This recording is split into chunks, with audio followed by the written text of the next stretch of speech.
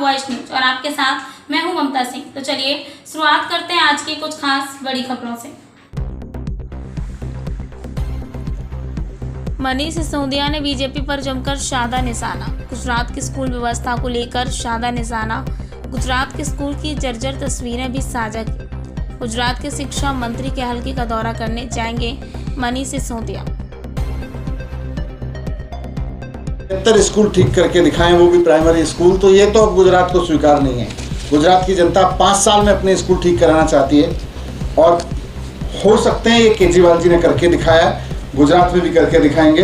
पाटिल साहब ने ये भी कहा है कि आप आइए, मैं आमंत्रण देता हूँ स्कूल देखने के लिए। तो मैं पाटिल साहब का आमंत्रण स्वीकार भी करता हूँ, ये अच्छी बात है। मैं पहले भी गया था देखने, आपने खुद भी देखा कि किस तरह के स्कूल वहाँ पे हैं। तो मैं उनके आमंत्रण को स्वीकार करता हूं। मैं पाटिल साहब से कहना चाहता हूं कि आप बताएं कब आना है। और शिक्षा मंत्री जी के इलाके से शुरू करेंगे। गुजरात के शिक्षा मंत्री के इलाके में स्कूल देखेंगे और उसके बाद फिर और भी स्कूल देखेंगे, कहाँ आपने ठीक कराएं, कहाँ जनता खराब बता रही है, हर तरह के स्कूल देखेंगे। और उसके बाद मैं रिक्वेस्ट करूँगा कि आप भी दिल्ली आइएगा, हम भी आपको अपने स्कूल दिखाएंगे कि कैसे 5 साल में स्कूल बदलें, और आप भी दिखाइएगा कि कहाँ रह गए और कहाँ बदले। अच्छी बात है कि स्कूल पे बहस हो रही है, स्कूल पे चर्चा हो रही है, लेकिन अब मुझे पूरी उम्मीद है कि CR पाटिल साहब अपने आमंत्रण से पलटेंगे नहीं और बहुत जल्द गुजरात के शिक्षा मंत्री के इलाके में स्कूल देखने के लिए आमंत्रण की तारीख बताएंगे। एक सवाल इससे अलग है, कल आपने चिट्ठी भी की है राज्यपाल को 6000 करोड़ के टैक्स उतार के। ये LG साहब रोज किसी न किसी पे अफसर पे जांच बिठा देते हैं, किसी न किसी डिपार्टमेंट पे जांच बिठा रहे हैं और उसमें कुछ नहीं निकल रहा। हर जगह से निकल आ रहा है कि ये तो बेकार की बात है, ये तो बेकार की बात है।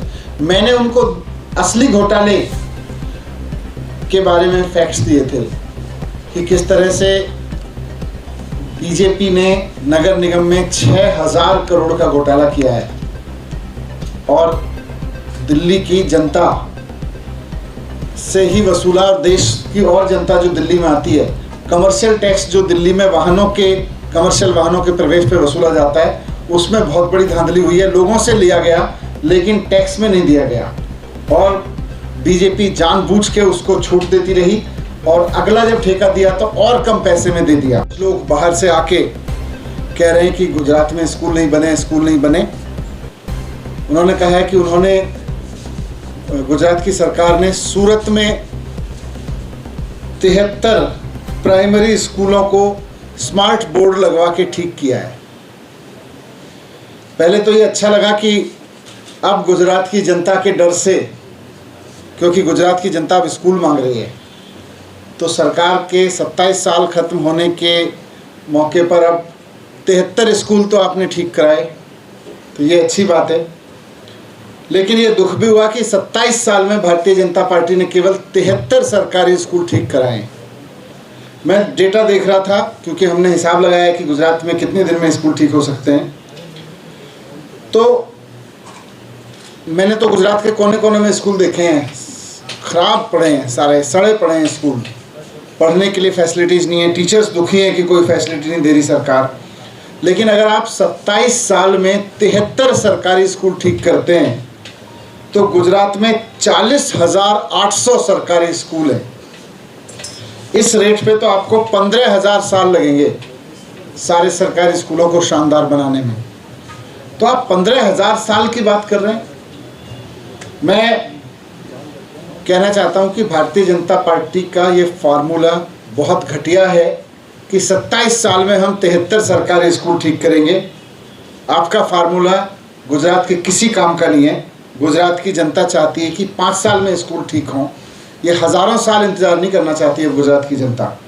इसलिए आज वो केजरीवाल जी के काम पे यकीन कर रही है, इस बात पे यकीन कर रही है कि अगर केजरीवाल जी दिल्ली के स्कूल ठीक करके दिखा सकते हैं 5 साल में, तो गुजरात के भी स्कूल आम आदमी पार्टी की सरकार 5 साल में ठीक कर सकती है और हो सकते हैं, 5 साल में ठीक हो सकते हैं। मैं बहुत जगह स्कूल देखने गया था, मैं चाह रहा था आपको भी कुछ स्कूल में दिखा दूँ गुजरात के स्कूलों की हालत क्या है। हालांकि जगह जगह मीडिया ने भी बहुत दिखाए हैं। ये डांग का स्कूल है, सरकारी स्कूल है।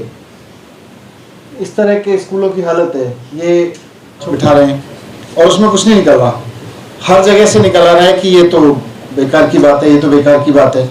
मैंने उनको असली घोटाले के बारे में फैक्ट्स दिए थे कि किस तरह से बीजेपी ने नगर निगम में 6000 करोड़ का घोटाला किया है और दिल्ली की जनता से ही वसूला, देश की और जनता जो दिल्ली में आती है, कमर्शियल टैक्स जो दिल्ली में कमर्शियल वाहनों के प्रवेश पर वसूला जाता है, उसमें बहुत बड़ी धांधली हुई है। लोगों से लिया गया लेकिन टैक्स में नहीं दिया गया और बीजेपी जानबूझ के उसको छूट देती रही और अगला जब ठेका दिया तो और कम पैसे में दे दिया। तो ये पूरे फैक्ट्स मैंने एलजी साहब को दिए हैं, 2 महीने पहले भी दिए थे, लेकिन एलजी साहब का उधर ध्यान नहीं गया कि ये भ्रष्टाचार है या हो सकता है उनकी कुछ मजबूरियां हो, क्योंकि ये भारतीय जनता पार्टी ने किया हुआ है और यहाँ असली घोटाला हुआ है। तो मैंने उनसे फिर रिक्वेस्ट की है कि आप इसकी सीबीआई जांच कराएं, यहाँ आपको मिलेगा घोटाला। वाणिज्य निगम का ये भी कहना है कि आप लोग ठीक बात नहीं बता रहे हैं और जो 16 साइट्स की बात भी कही कूड़े के ढेरों की, वो भी गलत आप लोगों ने बात बताई है। 16 साइट्स